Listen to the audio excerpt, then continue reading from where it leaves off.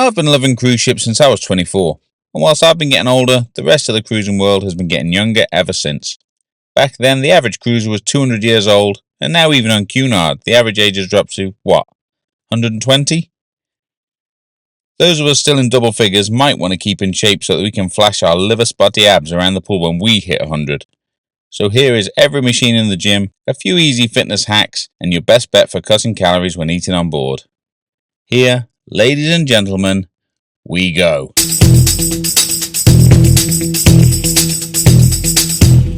QM2 has a small but pretty great little gym.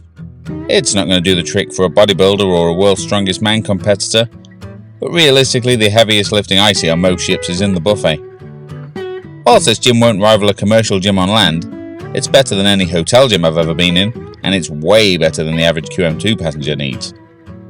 I've been retired from my career as a professional athlete since 2019, but despite spending about 16 years promising to get documentary level fat when it was all over, I still train at least once a day, on land or on sea. You'll find the gym at the front of the Prom Deck, after the lowest station of the secret glass lifts, but before the spare propeller blades, which, despite what the sign or tedious YouTubers might tell you, the crew do not affectionately call the Commodore's cufflinks.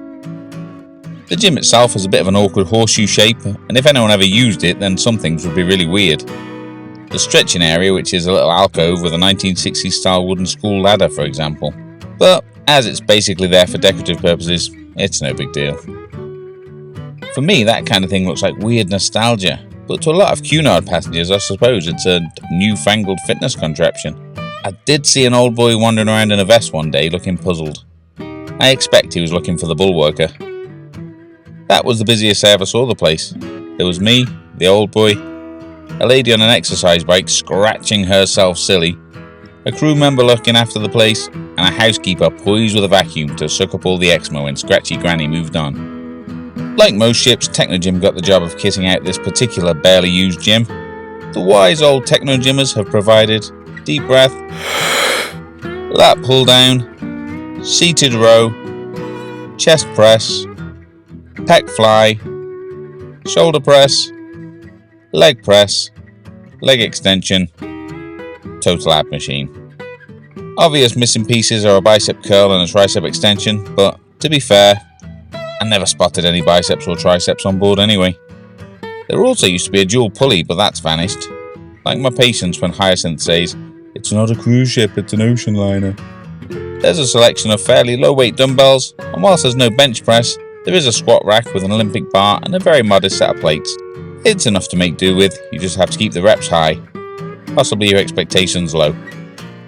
There isn't enough free weight to do the job on a Cunard ship, but I did see a couple of passengers crushed by disappointment when they saw a dude wearing jeans after 6 PM.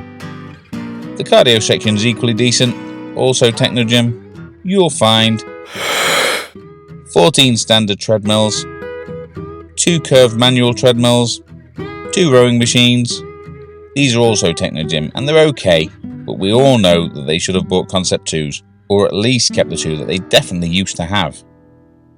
3 traditional cross trainers, 4 Vario cross trainers, 4 bikes like your mum would use, 4 bikes like your nan would use. Steer clear of the one on the far right. It's covered in flaky skin from a woman who looked a little bit far right herself. In 1998, Stephen Payne and a crack architectural unit was tasked with designing the longest, largest, and most expensive ocean liner ever built. These men promptly designed a unique and quirky ship with a layout that's harder to decipher than the Los Angeles Underground. Unbelievably, the job of building the ship was given to French engineers. Shocking if you have ever driven a Peugeot or a Citroën. And in 2004, it became Cunard's flagship. Today, navigating this vessel is still a challenge for all but the hardiest sailors. If you need to get up or down, if no one else can help you, and if you can find them, maybe you can use the secret glass lifts. Of course, that bit doesn't really fit into this video, but I just needed to get it out of my brain. Honestly, it isn't nearly as funny as I thought it might be, but, you didn't pay for this, so shut up. Anyway, the glass lifts are right next to the gym. If you've watched some of my other videos, then you'll know that my no lifts rule can be bent when there's a great glass elevator, and as long as you ride it from bottom to top and then straight back down again, that's allowed. Outside of cheeky rule bending sightseeing, if you can, then you should use the stairs. If you don't know what stairs are, well, they look like this. On top of a proper workout, I like to do a 5k lap in the Prom Deck. QM2 has the Prom Deck. Nice and wide, good view of QM2's unique, if slightly chunky backside when you reach the rear, and traditional wooden surface. Teak. Is it teak? I hear people say teak a lot. One minor complaint about the Prom Deck. I've sailed on this ship a million times.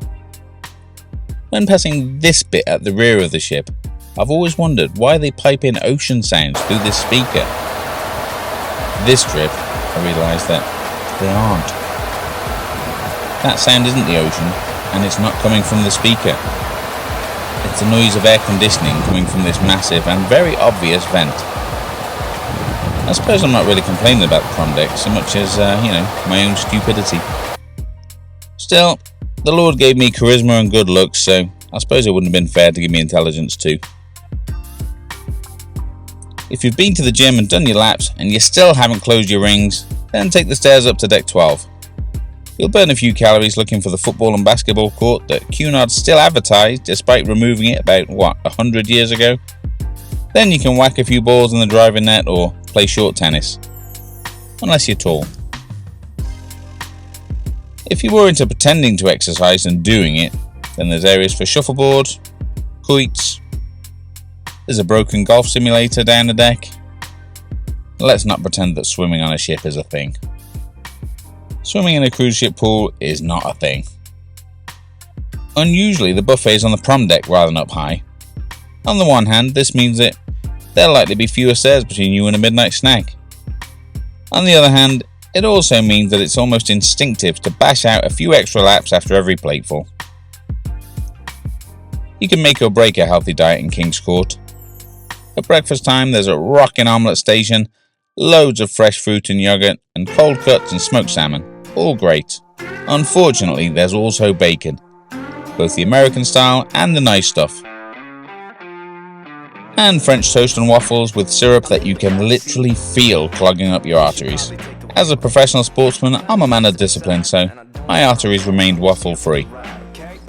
I mean, I had chest pains after eating 6 of these Corinthia donuts in one sitting. But I am retired, so lunchtimes and dinner times can easily be kept healthy in the buffet if you can make good choices. Clean meats and fish, sushi if you aren't low carb, lots of crunchy vegetables with a really strong showing from the salad station. There's lots of variety, and if you're a purge binge purge type, then there's also a soft scoop machine. If you're watching this, then you're probably in the small bit of the Venn diagram that includes going on cruise ships, exercising and eating healthy. So you'll already know that ships always have a burger bar, and you can always ditch the bread.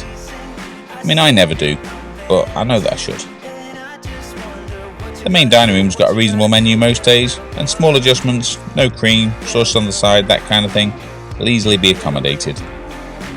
You've probably overheard hyacinths complaining that the portions are getting smaller, and in fairness, they are, but you can always ask for multiples, or if you like a lot of protein, just ask for more meat, and by golly, they will bring you more meat. The always available dishes include plain steaks, chicken, salmon. There's always a fruit plate if you want pudding without too many calories. Obviously that's less fun than sweets and cakes, but better than searching M&S for a tux with an elasticated waist or dropping by the Big and Tall shop. The pop-up specialty restaurants tend to be a lot of fried stuff with cheese, but veranda can be relatively guilt-free. Caviar is low-calorie, chips and sour cream less so. Asparagus and eggs is super nutritious if you ask for it without the hollandaise, which, I didn't. A steak is a steak, and the lobster tail can be served steamed and without butter, which is the best way anyway. You can either skip pudding or do the right thing and get the rum bar, bash out a few extra laps of Prom Deck before bedtime. QM2 isn't quite as fitness forward as Queen Anne, there's no wellness cafe and the gym isn't as good, but all the basics are present and correct. If you can't keep a reasonable routine on QM2, then it's because you're weak. and pathetic. Like me. Staying in shape on QM2? Done.